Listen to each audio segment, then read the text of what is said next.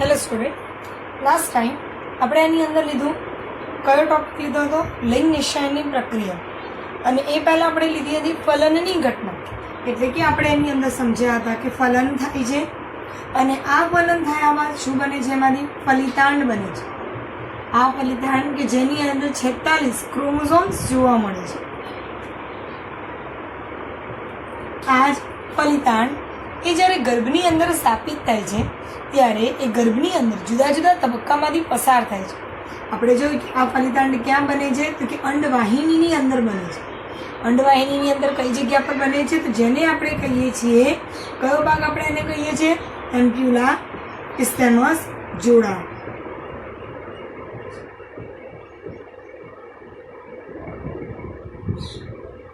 એમ્પ્યુલા ઇસ્થેમસ જોડાણ સ્થાન અથવા તુંબિકા ઇસ્થેમસ જોડાણ સ્થાન તરીકે આપણે એને ઓળખીએ છીએ. અને આ જે રચના છે એ રચના આપણને શું જોવા મળશે આગળ?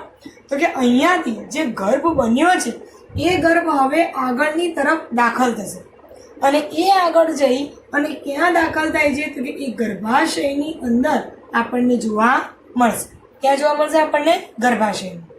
અને આ ગર્ભાશયની અંદર જે સ્થાપિત થાય, જેમ કે મનુષ્ય છે તો મનુષ્યની અંદર એ 9 મહિના સુધી ત્યાં વિકાસ પામે છે. અને આ 9 મહિનાની અંદર ત્યાં વિકાસ પામી અને એ બાળક તરીકે પ્રસવની પ્રક્રિયામાં દાખલ થાય છે. હવે આપણે લઈએ કે ભાઈ આ પ્રક્રિયા કેવી રીતે થાય છે, એની અંદર કયા કયા સ્ટેપ્સ જોવા મળે છે, કઈ કઈ રચનાઓ બને છે, એ આપણે લઈએ. તો કે આપણે પહેલાં લઈએ વ્યાખ્યા કે ગર્ભ સ્થાપન એટલે શું? તો કે ફલિતાંડ જ્યારે અંડવાહિનીના ઇસ્થેમસ દ્વારા ગર્ભાશય તરફ પસાર થતો હોય ત્યારે તેમાં સમવિભાજન શરૂ થાય છે, જેને આપણે શું કહીએ છીએ? વિખંડન તરીકે ઓળખીએ છીએ. અને આ વિખંડન 2, 4, 8 અને 16 બાળકોષો સર્જે છે, જે આપણે એને શું કહીએ છીએ? ગર્ભકોષ્ઠી કોષો તરીકે આપણે એને ઓળખીએ છીએ. આપણે જો ગર્ભ સ્થાપનની વ્યાખ્યા લઈએ તો એવું કહેવાય કે ફલિતાંડના નિર્માણ થયા બાદ તેની ગર્ભાશયમાં જઈ સ્થાપિત થવાની ઘટનાને ગર્ભ સ્થાપન તરીકે ઓળખીએ છીએ. જો ગર્ભ કેવી રીતે સ્થાપિત થાય તો જો તમને સમજાવું તો તમે તમારા જે દાંતની રચના જોઈ હોય ને, તમે 11માની અંદર ભણી ગયા છો, બરાબર? કયું ચેપ્ટર? તો એની અંદર આપણે લઈએ તો કે એમાં તમારું જે પાચન તંત્ર છે એની અંદર તમે ભણ્યા છો. શું ભણ્યા છો? તો તમે દાંતની રચના જોઈ છે, જેને આપણે કૂપદંતી કહેતા હતા. બે બાજુ પેડા હોય આ રીતે અને વચ્ચે દાંત હોય. આ પેડા ધીરે ધીરે ધીરે આગળ વધે અને શું કરે છે? દાંતને વચ્ચે પકડી રાખે છે. તો આ રીતની રચના એની અંદર જોવા મળે કે આ ગર્ભાશય છે. ગર્ભાશયની અંદર જ્યારે ગર્ભ આવે છે ત્યારે ધીરે ધીરે ધીરે એના કોષો એ ગર્ભને શું કરે? ત્યાં પકડી રાખે છે. એટલે કે એના કોષોની આજુબાજુ વિકાસ પામે છે. આ રચનાને આપણે નામ આપીએ છીએ ગર્ભ સ્થાપન અથવા તો આપણે એને કહીએ છીએ ઇમ્પ્લાન્ટેશન તરીકે એને ઓળખવામાં આવે છે. જો આપણે શરૂઆત લઈએ તો હવે આપણે અહીંયા શું જોઈએ છે? તો કે ફલિતાંડ ક્યાં જોવા મળશે આપણને? તો કે આ ફલિતાંડ એ ક્યાં હતો? તો કે અહીંયા, જેનું નામ છે તુંબિકા ઇસ્થેમસ જોડાણ. ક્યાં જોવા મળશે? ફલિતાંડ ક્યાં જોવા મળે આપણને? ઇસ્થેમસ તુંબિકા જોડાણ, જે ઇસ્થેમસની અંદર થઈ અને ક્યાં આવશે? ગર્ભાશયની અંદર આવે છે. ક્યાં આવશે? ઇસ્થેમસની અંદર થઈ ગર્ભાશયની અંદર આવે છે. હવે જ્યારે એ આ ગતિ કરતો હોય છે એ દરમિયાન, એટલે કે ઇસ્થેમસમાંથી જ્યારે ગર્ભાશયમાં આવતો હોય છે ત્યારે આ દરમિયાન કઈ ઘટના ચાલુ હોય છે? સમવિભાજન. ફલિતાંડ એ ક્યાં આવતો હોય છે? ઇસ્થેમસની ગર્ભાશય તરફ. ત્યારે શું કરતો હોય છે? સમવિભાજન. અને સમવિભાજન થાય એટલે કેટલા કોષો બનાવે? 2, 2માંથી 4, 4માંથી 8 અને 8માંથી 16. આ રીતે એ સતત વિભાજન પામતો હોય છે. અને આ શું કરે છે? તો કે બાળ કોષોનું નિર્માણ. સમજો, આ એક ગર્ભ છે, એની અંદર એનું કોષ કેન્દ્ર છે, પણ એમાં સમવિભાજન થાય ત્યારે એની અંદરથી કેટલા કોષો બને? 2 કોષો. પણ આ બંને કોષો એ છૂટા નથી પડતા, પરંતુ એ એકબીજાની સાથે જોડાયેલા રહે છે. આ બંને કોષો એકબીજાની સાથે કેવા જોવા મળશે? આપણને જોડાયેલા જોવા મળે. આ કોષો ક્યારે પણ છૂટા પડતા નથી. એટલે અહીંયા આ જે ફલિતાંડ હતો જેની અંદર 46 રંગસૂત્રો હતા એ સમવિભાજન પામ્યો. સમવિભાજન પામી એમાંથી આને 2 કોષો બનાવ્યા, પણ આ બંને કોષો એકબીજાની સાથે શું કરે છે? જોડાયેલા રહે છે. 2 માંથી 4 કોષો બનાવે તો પણ એની અંદર આપણને આ રીતની રચના જોવા મળે. 2 કોષો આગળ હોય, 2 કોષો પાછળની બાજુ હોય, એટલે આપણને આ રીતે 4 કોષીય રચના જોવા મળે. પેલા 1 કોષ, 1 માંથી 2 થાય, 2 માંથી 4, 4 માંથી 8 અને 8 માંથી 16 એવા બાળ કોષોનું નિર્માણ થાય છે. બરાબર? કારણ કે જે ફલિતાંડ બન્યો છે એ મુખ્ય કોષ છે, અને જ્યારે સમવિભાજન થાય મુખ્ય કોષનું અને જે કોષો બને એ કોષોને આપણે કયા નામે ઓળખીએ છીએ? બાળ કોષો. કયા કોષો કહેવાય ને? બાળ કોષો. તો અહીંયા પહેલા કેટલા બન્યા ફલિતાંડમાંથી? 2 કોષો, એમાંથી 4, એમાંથી 8 અને એમાંથી 16 કોષોનું નિર્માણ થાય છે, અને આ કોષોને આપણે બાળ કોષો તરીકે ઓળખીએ છીએ, જેને ગર્ભકોષ્ઠી કોષો કહે છે. આજે બાળ કોષોનું નિર્માણ થયું, આ કોષોને કયા કોષો કહેવાય છે? ગર્ભકોષ્ઠી કોષો. જો આપણે આપણી બુકમાં જોઈએ ને તેની ફરતે આ રીતનું આપણને એક આવરણ જોવા મળે. બરાબર? હવે આ આવરણ એટલા માટે કારણ કે આને ગર્ભકોષ્ઠી આવરણ તરીકે આપણે એને ઓળખીએ છીએ. હવે આ જે ગર્ભકોષ્ઠી આવરણ છે, બરાબર, આ ગર્ભકોષ્ઠી આવરણની અંદર બહારનું જે છે એ કયું સ્તર આવે? ઝોના પેલ્યુસિડા. સમજો અહીંયા ધ્યાનથી. આપણે અંડકોષની વાત કરીએ છીએ. અંડકોષ જે હતો એ શુક્રકોષ વડે ફલિત થયો એટલે જ ફલિતાંડ બન્યો. શુક્રકોષનું કોષ કેન્દ્ર અંડકોષની અંદર દાખલ થાય છે અને અંડકોષ એ ફલિતાંડની અંદર પરિણમે છે. માટે બહારનું આવરણ કયું આવરણ કહેવાય? ઝોના પેલ્યુસિડા. નીટવાળા ધ્યાન આપજો અહીંયા. આ ઝોના પેલ્યુસિડા એ કેવું બને છે? એક ઘટ આવરણ, અને એ ઘટ આવરણ બનતા ફલન પણ બની જાય છે. આપણે આગળ વાત કરી હતી. બરાબર? એટલે ફલન થયું. ફલન થયું એટલે શું બન્યું? ફલિતાંડ. બરાબર? ફરી એકવાર શું થાય છે? અંડકોષની અંદર કોનો સ્રાવ થાય છે? શુક્રકોષનો. અને જેના લીધે શું થાય છે? બંને ફલિત થાય છે અને ઝોના પેલ્યુસિડાનું સ્તર એ ફલનપળ તરીકે અસ્તિત્વમાં આવે છે. બરાબર? હવે આપણે એની અંદર આગળ લઈએ કે કઈ પ્રક્રિયા આપણને જોવા મળે. તો કે અહીંયા શું જોવા મળશે આપણને? 2 કોષીય અવસ્થા, 4 કોષીય અવસ્થા, 8 કોષીય અવસ્થા અને 16 કોષીય અવસ્થા જોવા મળે. શરૂઆતની ગર્ભકોષ કોથળી જે આપણને જોવા મળે છે એ ધીરે ધીરે આગળ જુદા જુદા વિભાજનોની અંદર દાખલ થાય છે. બરાબર? એટલે અહીંયા આપણે સમજીએ તો કે અહીં એવું કહી શકાય કે 8 થી 16 ગર્ભકોષ્ઠી કોષોયુક્ત ગર્ભ જ્યારે બની જાય ત્યારે એ ગર્ભને આપણે શું કહીએ છીએ? મોરુલા તરીકે ઓળખીએ છીએ. જે સતત વિભાજન પામી અને ગર્ભાશય તરફ આગળ વધે તેમ તે ગર્ભકોષ કોથળીની અંદર રૂપાંતર પામે છે. શેમાં રૂપાંતર પામશે? ગર્ભકોષ કોથળીની અંદર રૂપાંતર પામે છે. ફરી એક વખત સમજાવું છું, ધ્યાન આપજો અહીંયા. હવે અહીંયા આ 2, 4, 8 અને 16 કોષો જે બન્યા છે, આ 16 કોણ છે? બાળ કોષો છે. બરાબર? પણ આ બાળ કોષોનું જે નિર્માણ થયું એને આપણે કયા કોષો કહીશું? ગર્ભકોષ્ઠ કોષો. કયા કોષો કહેવાય આપણે એને? ગર્ભકોષ્ઠ કોષો. જેને આપણે બીજું નામ આપીએ છીએ બ્લાસ્ટોમિયર. શું કહીશું આપણે એને? બ્લાસ્ટોમિયર. હવે આ જે કોષો છે એ પોતાની આજુબાજુ જ્યારે 8 થી 16 કોષીય અવસ્થા બનાવે ત્યારે એને આપણે કઈ અવસ્થા કહીએ છીએ? મોરુલા અવસ્થા. હવે મોરુલા કોને કહેવાય? તો કે એક પ્રકારનું ફ્રૂટ છે. જો તમે સ્ટ્રોબેરીને ધ્યાનથી જોઈ હોય કે સીતાફળને તમે ધ્યાનથી જુઓ તો તમે જોઈ શકો છો કે એનો એક એક ભાગ એ બહાર સેપરેટ તમને જોવા મળે છે. જોઈ શકાય? ફરી એકવાર યાદ કરાવું. તમે સ્ટ્રોબેરીને ધ્યાનથી જુઓ કે તમે સીતાફળને ધ્યાનથી જોશો તેને એક એક ભાગ એ બહાર ઉપસીને આવેલો હોય છે. તમે એને ક્લિયરલી જોઈ શકો છો. બસ સેમ એવી જ રીતે આ જે મોરુલા અવસ્થા છે એમાં બધા જ કોષો બહારની તરફ ઉપસેલા આપણને જોવા મળે છે. માટે આ અવસ્થાને આપણે મોરુલા ફળ પરથી આપણે એને મોરુલા અવસ્થા તરીકે ઓળખીએ છીએ. જે 8 થી 16 કોષીય અવસ્થા જેને આપણે નામ આપીએ છીએ મોરુલા અવસ્થા. આ મોરુલા અવસ્થા એ સતત વિભાજન પામી ગર્ભાશય તરફ આગળ વધે અને ધીરે ધીરે તે ગર્ભકોષ કોથળીમાં રૂપાંતર થાય છે. એટલે કે આ આગળ શું કરશે? સતત વિભાજન. અને આ વિભાજન પામતા પામતા ક્યાં જાય છે? તો કે વિભાજન પામીને ક્યાં દાખલ થશે?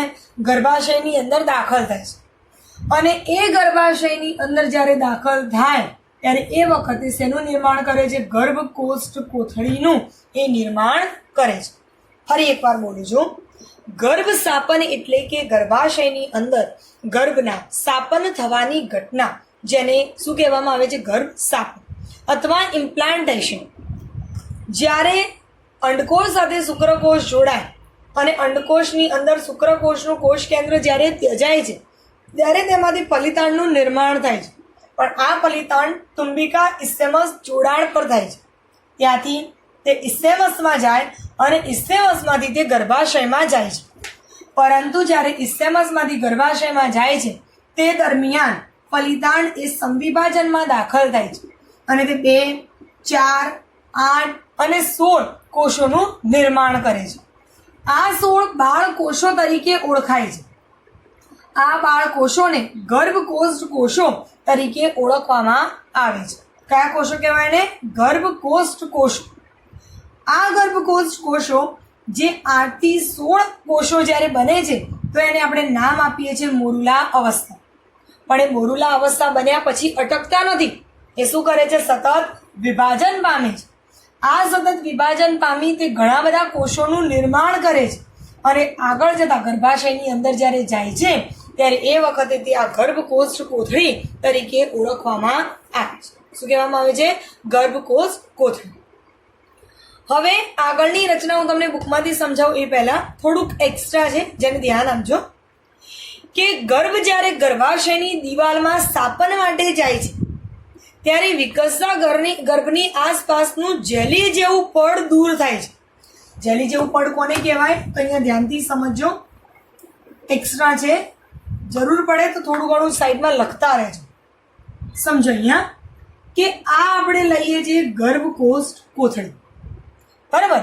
હવે આ ગર્ભકોષ્ઠ કોથળીની અંદર ઘણા બધા કોષો છે.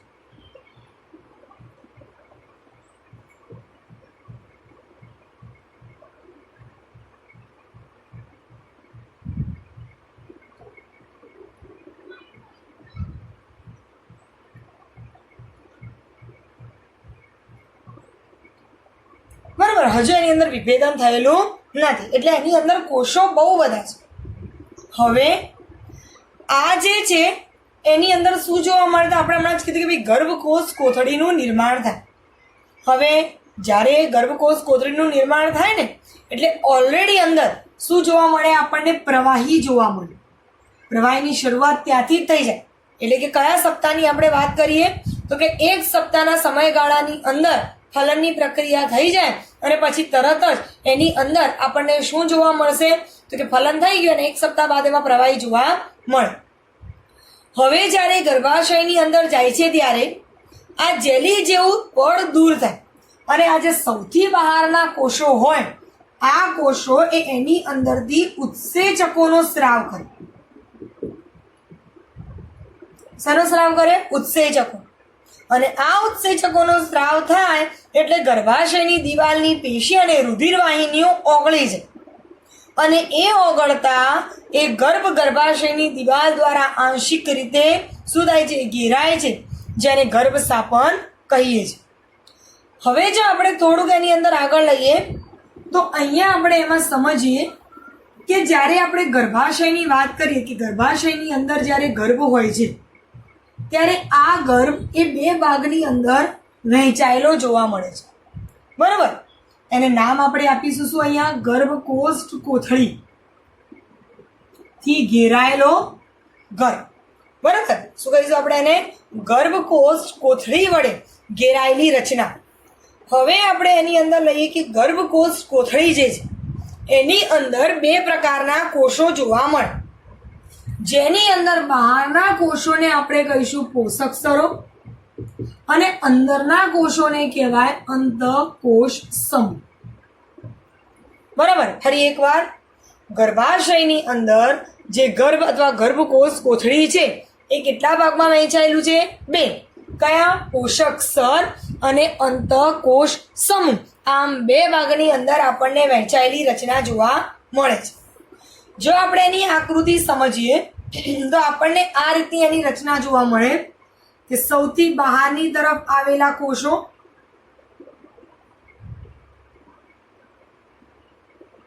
અને અંદરની બાજુ ગોઠવાયેલા કોષો.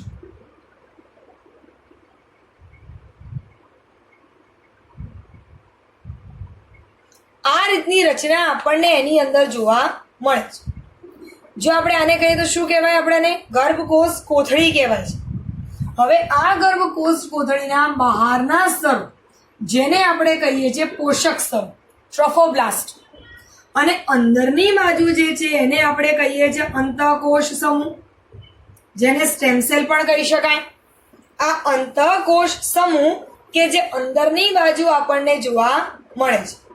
અને અહીંયા આગળ જે બહારની તરફ છે પોષક સ્તરો એને આપણે નામ આપીએ છીએ ટ્રોફોબ્લાસ્ટ. બરાબર. અને અંતઃકોષ સમૂહને શું કહેવાય? ઇનર સેલ માસ. તમને આખી ઘટના ફરીવાર સમજાવીશ, અહીંયા ધ્યાન આપજો. અંતઃકોષ સમૂહ એટલે કે ઇનર સેલ માસ, અને બહાર જે સ્તર છે એને કહેવાય પોષક સ્તર, ટ્રોફોબ્લાસ્ટ. એનું નામ તમારી બુકમાં ઓલરેડી આપેલું છે. બરાબર. હવે અહીંયા આપણને શું જોવા મળે તો કે આ બહારના કોષો છે. હવે સિમ્પલ વસ્તુ છે કે પોષક સ્તરો હોય કોની સાથે જોડાયેલા હોય તો કે ગર્ભાશયની દિવાલ સાથે, એટલે કે ગર્ભાશયના અંતઃસ્તરની સાથે જોડાયેલા જોવા મળે છે. ક્યાં જોવા મળે? ગર્ભાશયના અંતરના જે અંદરનો ભાગ છે, અંદરનું સ્તર છે એની સાથે આપણને જોડાયેલા જોવા મળે છે. જો આપણે આપણી બુકની અંદર જોઈએ તો અહીંયા દેખાય છે કે આ જે છે એ આકૃતિ, એમાં તમને શું આપ્યું છે? અંડકોષ. અંડકોષ ફલન પામે છે. ફલન પામ્યા પછી એની અંદર વિભાજન થઈ 2 કોષ બને છે. 2 માંથી 4 કોષ. ત્યારબાદ એમાં 16 કોષીય અવસ્થા છે અને આપણે નામ આપ્યું મોરુલા. એ આપણે અહીંયા જોઈ શકીએ છીએ. આ મોરુલા અવસ્થા છે. ધીરે ધીરે મોરુલા અવસ્થા ઇસ્થેમસની અંદર થઈ ક્યાં જાય છે? ગર્ભાશયમાં. ગર્ભાશયની અંદર જાય છે ત્યારે એ વખતે આપણને આ રીતે કોષોનો સમૂહ જોવા મળે છે, કોષોનો જથ્થો જોવા મળે. ત્યારબાદ એ ગર્ભાશયની અંદર જાય છે અને અહીંયા તમે જોઈ શકો છો કે ખાડાનું નિર્માણ થાય છે અને એ ખાડાની અંદર તમને ગર્ભ જોવા મળે છે, જેને આપણે કહીએ છીએ ગર્ભકોષ કોથળીનું સ્થાપન. આ રહી ગર્ભકોષ કોથળી. બહારના કોષો જે તમને બ્લુઇશ કલર જેવા આપ્યા છે, આ કલરને આપણે આ જે છે કોષો એને આપણે શું કહીશું તો એને કહેવાય ટ્રોફોબ્લાસ્ટ કે પોષક સ્તરો. જ્યારે અંદર જે આપેલા છે એને શું કહીશું આપણે? અંતઃકોષ સમૂહ તરીકે એને ઓળખવામાં આવે છે. આ રીતની રચના આપણને એની અંદર જોવા મળે છે.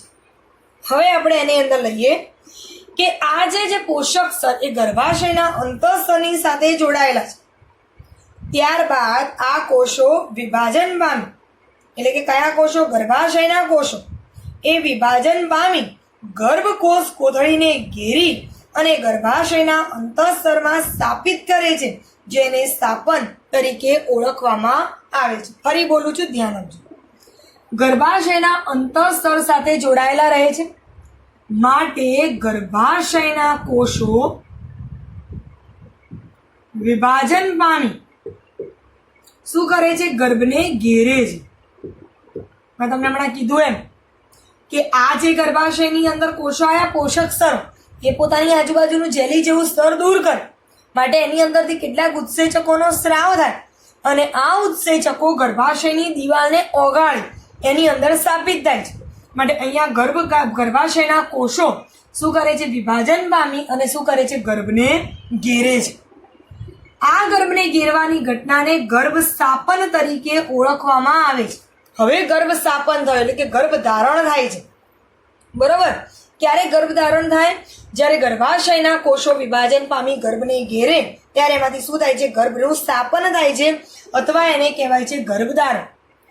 જો કોઈ સંજોગોની અંદર આ ગર્ભાશયની દિવાલના કોષો સક્ષમ ન બને અને એ ગર્ભને સ્થાપિત ન કરી શકે તો આગળ કોઈ પણ પ્રકારની ગર્ભ વિકાસની ઘટના જોવા મળતી નથી, પરંતુ આ ગર્ભ સ્ત્રીના શરીરમાંથી નિકાલ પામે છે.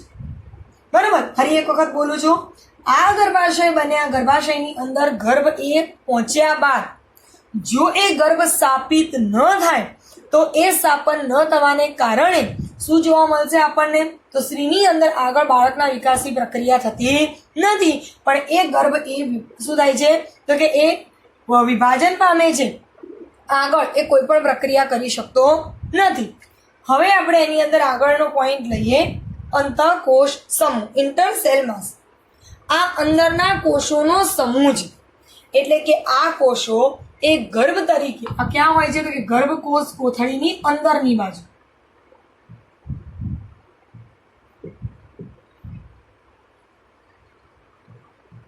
બરાબર. એટલે એ શું કરે છે? ગર્ભ તરીકે વિકાસ પામે છે.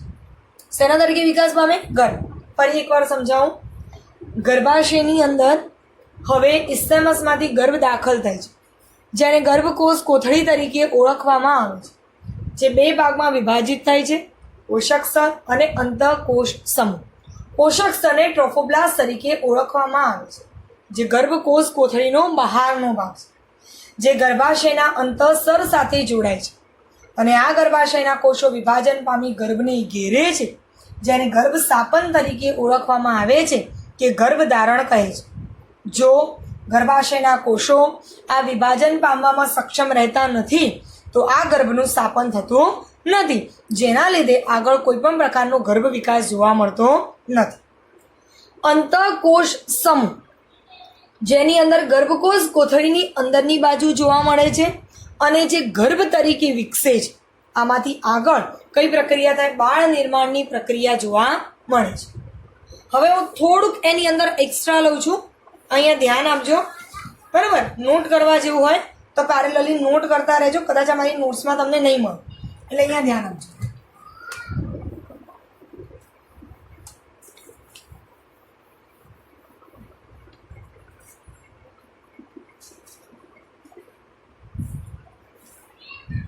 હવે અહીં આપણે ધ્યાન આપીએ કે ફલન થાય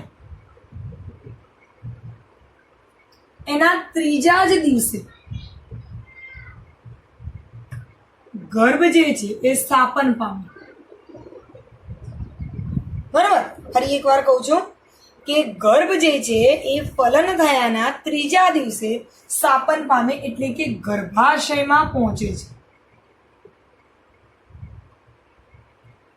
હરિયાર સમજાવું છું. ફલન એ થાય, ફલન થયા બાદ કયા દિવસે? ત્રીજા દિવસે ગર્ભ ક્યાં પહોંચે? ગર્ભાશયની અંદર પહોંચે છે.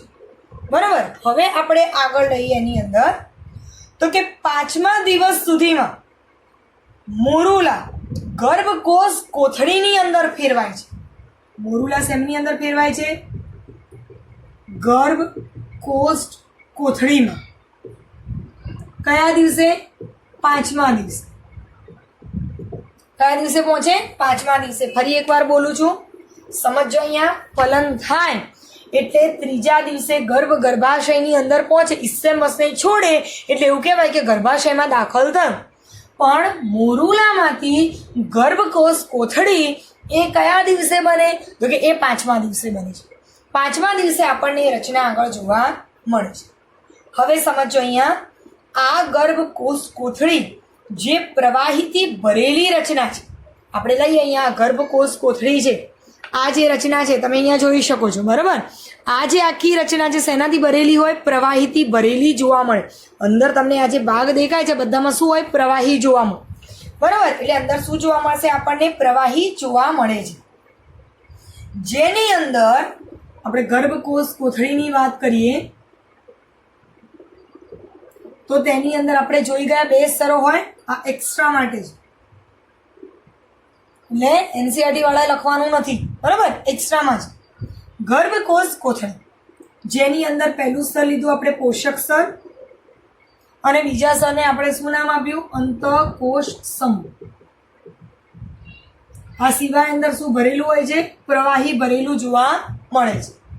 પોષક સ્તર, જો તમારી બુકમાં ધ્યાનથી જુઓ ને તો પોષક સ્તર કેટલા સ્તરોનું બનેલું હોય છે?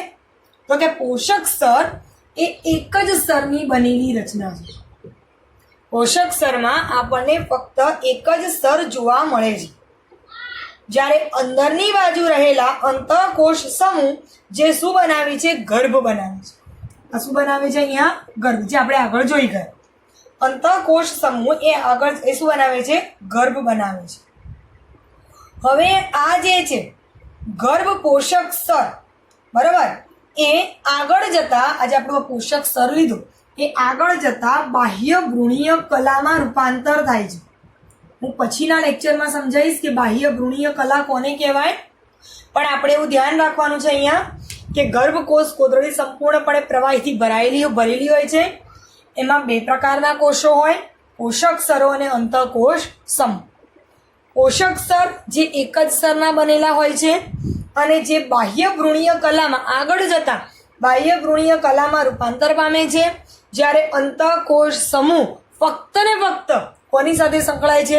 ગર્ભના નિર્માણની પ્રક્રિયાની સાથે આપણને સંકળાયેલો જોવા મળે છે. હવે આ જેટલા પણ ફેરફાર છે, આ બધા જ ફેરફાર એ એક સપ્તાહના સમયગાળાની અંદર થાય છે. એટલે કે ગર્ભકોષ કોથળીમાંના પ્રવાહીનું નિર્માણ, બરાબર, અને આ જે બધી રચના છે, આ બધી રચના કેટલા સમયની અંદર થાય છે? એક સપ્તાહમાં. આ ફેરફાર કેટલા સમયમાં થાય છે? એક સપ્તાહમાં. બરાબર. સેકન્ડ પોઈન્ટ, આ પ્રવાહીનું નિર્માણ ક્યાંથી થાય? ગર્ભકોષ કોથળીની અંદર રહેલું પ્રવાહી ક્યાંથી બને?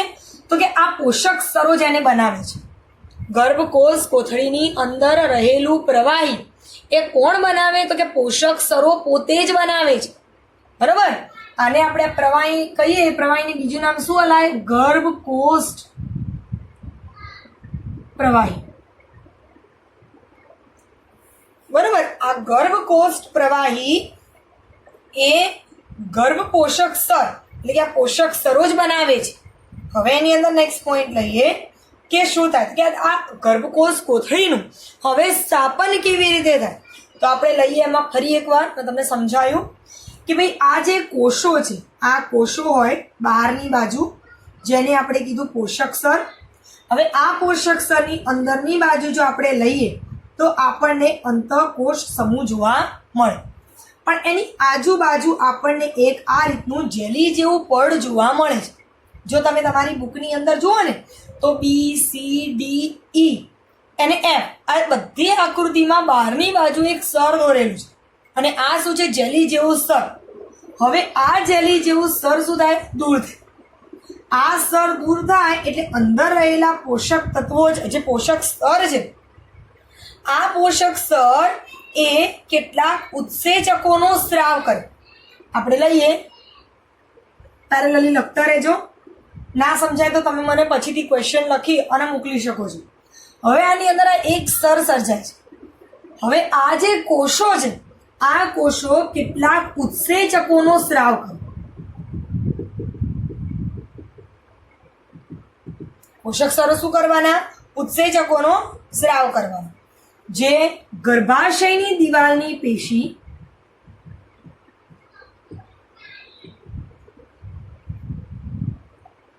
અને રુધિર વાહિનીઓ એનું શું કરે છે? વિભાજન. એને ઓગાળી નાખે છે. વિભાજન કરતા આપણે વધારે સુટેબલ શબ્દ લખી વિપાચન. બરાબર. ફરી એકવાર બોલું. આ પોષક સ્તરો એની આજુબાજુ જેલી જેવું પડ હોય છે. આ જેલી જેવું પડ એ દૂર થાય એટલે એની અંદરથી શું થશે? ઉત્સેચકોનો સ્રાવ. આ ઉત્સેચકો એ ગર્ભાશયની દિવાલની પેશી અને રુધિર વાહિની એનું શું કરે છે? પાચન કરે. પાચન કરતા ગર્ભાશયમાં એક ખાડા જેવી રચનાનું નિર્માણ થાય છે. એટલે કે શું જોવા મળશે એની અંદર?